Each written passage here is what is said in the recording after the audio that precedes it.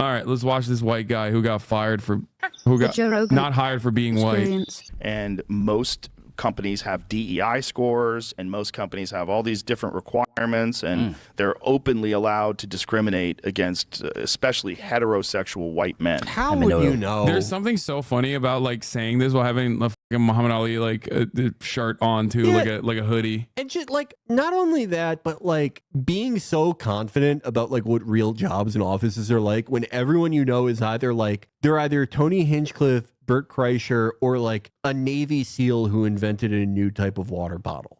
Those are the only, or an MMA fighter. Those are the only people you know, and you're like, Joe this Rogan is what an office is like. Yeah, he hasn't been in the workforce for like, 3 decades at this point. The fuck's he talking about? Like, I'm sure there's a ton of goofy shit at companies nowadays, but I don't think they like go up to you and they're like, we're not paying you because you're white. Yeah, we're gonna pay you You less. have to work for free or you go to prison for being racist. I don't think it works that way. Well, this guy's gonna tell him. There was a thing that Elon tweeted. Who is this guy? Tyler Fisher? I think today or yesterday, in response to one of these things at Disney, one of the guys at Disney like openly said, "I would never hire a straight white man." Like, what? I have that on tape. I have a lawsuit. Well, that's why I'm bringing this up. Yeah. I mean, so you and I talked about it in the green room. I'm so sick of these conservative industry plants. All right, let's see. Tyler Fisher, a guy who wasn't hired for being white, bro. Is this guy in the Crowderverse? He's in the Daily Wire movies, bro. Oh, right. Yeah. No. Yeah. Okay. He's the guy who always dresses up like a woman, I think. This is my least favorite type of guy. A guy who's a conservative but has the look of like a Philadelphian millennial. He has a very Philadelphia affect. Shitfest. Yeah. It's quite a long story. I mean, when I started comedy and I've been doing it 20 years. So I've been on TV shows, guest stars, co-stars. You never really heard that's too many white guys, or it's getting a little too white. And then I remember like at comedy clubs, you just classic, dude. I didn't fucking get jobs not because I'm ass, but because like I'm a white guy. This is like the peak of cope, dude. Yeah, it's also like all the conservatives who had to like flunk into conservative media out of normal media. They always have like they have some mythical like successful career that they had 15 years ago that they can never tell you specifics about. But like everything was going great. I was in all these TV shows. Everyone loved me, and then they sent me to prison for being white. It's just it like, happened. You start to hear people say, there's too many white guys. Yeah, dude, totally. That's when I think of like a comedian, the image that comes to my mind is literally a white dude. Like, what are we talking about? It's just like the most overrepresented group in a fucking entire field. Also, like for stand-up comedy, like I obviously support, like industry side support is important, but like you do like kind of have to get your own fans one way or the other. Yeah. Like, oh, absolutely. It does kind of depend a lot on what you are capable of individually. Like he was popping. Yeah, like audiences aren't going like, I can't be a fan of another white comedian. Bro, Netflix gave a fucking deal to the dude with the big lips. What's his fucking name? The white boy who's like, I want to beat my wife or whatever. What the fuck was the Zoomer? Who? The Zoomer kid? No, not Pete Davidson. Oh, Matt Rife. Matt Rife. Yeah. The kid who's like, damn, Unc. Yeah. And it's like, why do you sound like that? I kid? described it in the worst way possible. Zoomer with the big lips who beats his wife. Come on, bro. He's the Zoomer with the big lips. Look at him. Look at them lips. He got he did the handsome Squidward shit. Dude, so here's Joe Rogan getting real serious about it. Robert Kennedy explained this to me.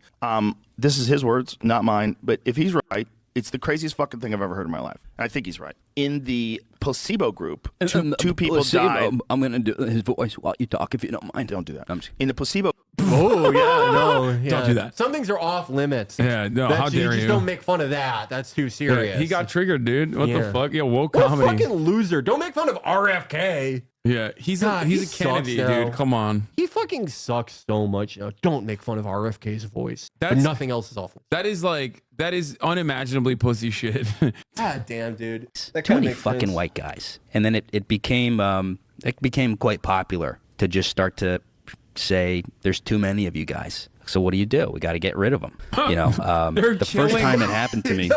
They're killing white men, dude. They're killing all the whites in comedy. Joe, find the mass graves of white comedians. The funniest thing you could do to these guys, like Joe Rogan owns a comedy club in Austin. Yeah, go perform there, see how much of a crowd you're drawing.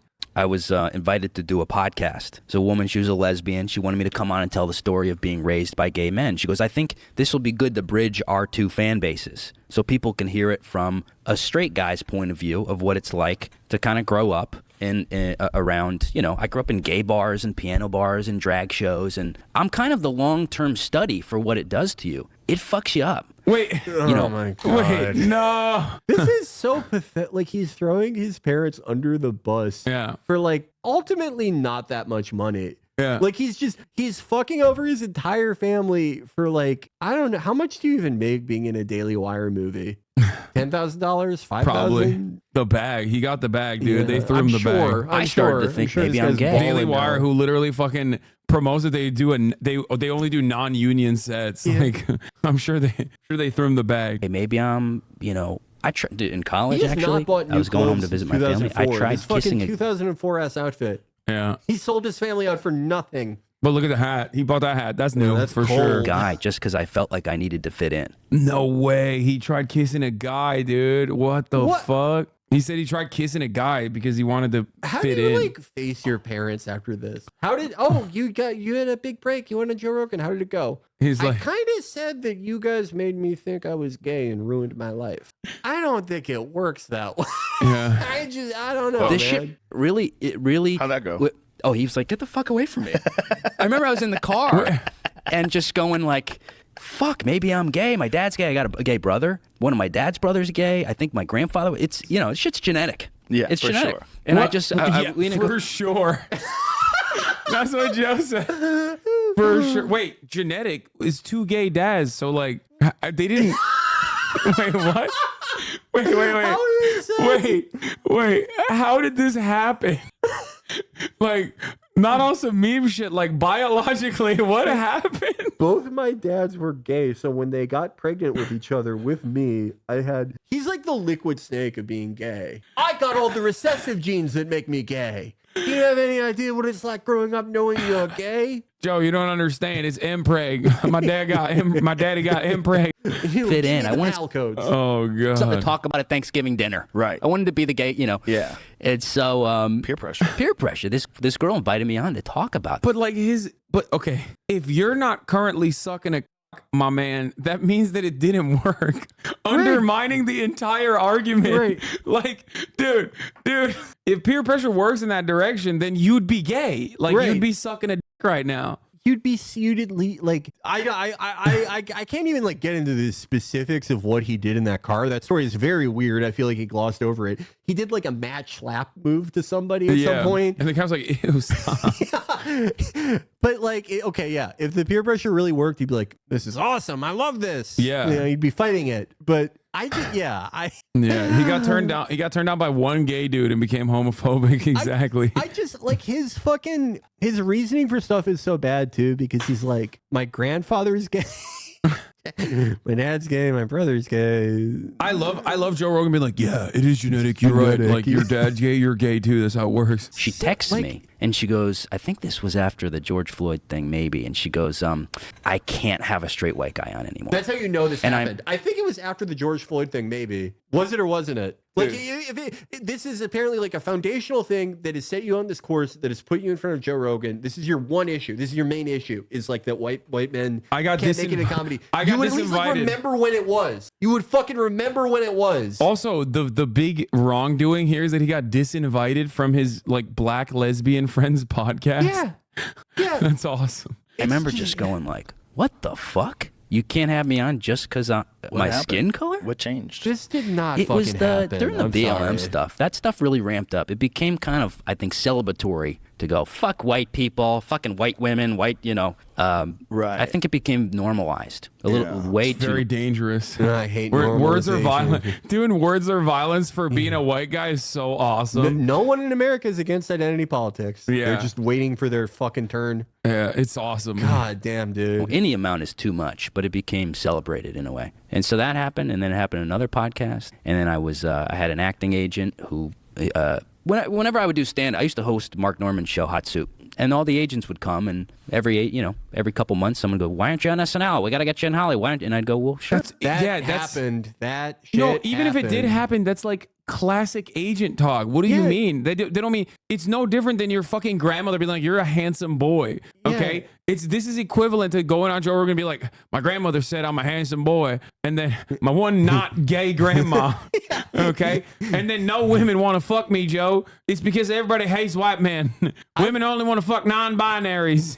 And so this guy saw me and he brought me in. It was the biggest agency at the time, Abrams it was called. And I'm waiting around going, what's going on? No auditions? Is SNL coming to check me out? And he emails and he goes, it's too tough out there for white guys. Oh my God, I'm gonna fucking die. Dude, you literally got like a shitty ass agent who didn't give a fuck about you because you're a loser with no fucking presence, no stage presence, no charisma, no fucking nothing. And you took what he tried to soften the blow for you, and you took that to heart and you ran with it. I thought there was like an actual grievance. What is happening? This needs to build up to like a legitimate and then when I couldn't make it in Hollywood, I tried to go work at Jiffy Lube, and then they told me I'm a white man and I can't work there. Like, unless there's something like a legitimate grievance, I'm sorry, dude, you're fucking delusional. Okay. It just, this reminds me so much of like, I've known so many people where it's like, they don't understand that like the way the entertainment industry kind of works is just, it's by scattershot. They take a billion meetings. They, make rough plans for a billion different things. You have a billion meetings for something that will probably never happen. Every agent and manager is incredibly effusive and gives you the highest praise and has the highest forecast because it's a scattershot method, and they need one out of like every 100 of those things or every 1,000 of those things to work for it to be economically viable. It reminds me of all these people I knew who they would have one meeting with Netflix, a very general meeting where it's like, hey, we like your, whatever internet thing. We'd be interested in blah, blah, blah. And they would act like they signed the contract that moment. They were guaranteed $100 million. Their life was going to change. And not just that they have a billion of these a day. They don't remember you. They don't remember him. They don't remember any of this. You're not even a fucking side note. Like you're nothing in this dude's life even, and he's nothing too. What's crazy is like Joe Rogan's been in the entertainment industry for so long. He knows what this conversation is. He's had it with his other fucking loser friends who have not made it in the field. So he knows exactly what's going on. Even I know what's going on because I've been rep by WME for like almost 10 years at this goddamn point. Like I know what it's like when you're in the beginning of your career and you don't have any fucking opportunities, and the way that like your agents treat you because they just have you on the roster for the maybe, potential that you might have. And I know what it's like when you do have a lot of fucking opportunities and the like anyone who is in Hollywood for an extended period of time, like Joe Rogan, abso-fucking-lutely knows what this conversation is. Okay. It's so crazy though that Joe Rogan is so goddamn invested in this white grievance politics that he's not even like correcting him. The next day, fires me, removes me. Well, no, the next day. It was soon after, removed me from the roster. I got an email. Some more time went by, and then another manager scouted me, brought me in. It's called AGI Entertainment, I think. And he goes, he's getting rep by like fake companies that Harvey Weinstein set up. You got an acting resume? He goes, we're going to get you on Curb Your Enthusiasm. And I was like, okay, maybe. Oh my God, an agent lied to you? No way. Oh my God, call the fucking news. Yeah. Oh my God, you're the most fucked man in America. Like to the outsiders, that are like unfamiliar with these conversations, dude, of course, that is what managers and agents do. They fucking literally, like, they're trying to upsell you. They're salesmen. They want to put you on the fucking roster. You have to do the work. A lot of people don't understand when they're first starting their careers or whatever. They're like, oh, I got a manager. Like, my life is set now. That's not how it works, man. It's so stupid. This is finally somebody who's got the balls to fight this shit. Yeah. That's why the balls to get a white guy on Curb Your Enthusiasm. Yeah. Someone to stand up and say, I am Spartacus. Put my white client on Curb Your Enthusiasm. Yeah. This guy's great. Months go by. He calls me and he goes, we hit a snag. He said, we can't have any more white guys, or we're not hiring white guys. We're not representing white guys. Yeah, there were no white guys on Curb Your Enthusiasm after this. How could you say that? And I go, is it company policy? And he goes, so halfway through the conversation, I take my phone out because this happened so many times. I was losing my fucking mind. My therapist goes, dude, you got to start recording this. His therapist doesn't believe him. Oh my God. His therapist is like, sure, bud, sure. And then my therapist dropped me because he said no more white guys. Yeah, everyone in this guy's life is just getting rid of him using the same method. Yeah. And he's like, they're killing us. I love the idea that He got a commercial campaign and they were like, you are the perfect person to represent us. But unfortunately, the woke DEI gods forced our hand. We have to fucking hire a black woman in your place to play the same role. Yeah, I love this guy is one of the most nondescript human beings I've ever seen. He's nondescript in appearance, in output, in personality. He is one of the most replacement level individuals I've ever seen. He is not even a quest giving NPC. Like no one is on board this guy's ship for anything.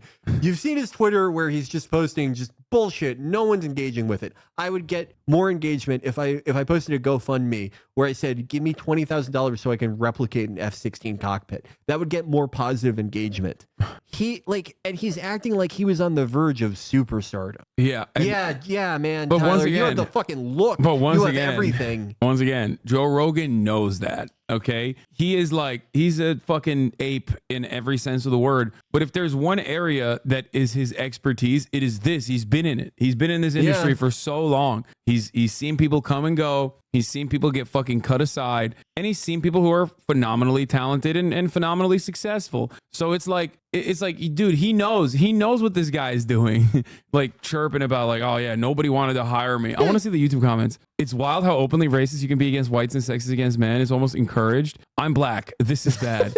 People don't understand how hard this could backfire on us. All treated equal. That's real ass comment. Because it was never about equality. It's always been about revenge. This has 388,000 views in one day. I'm gonna die.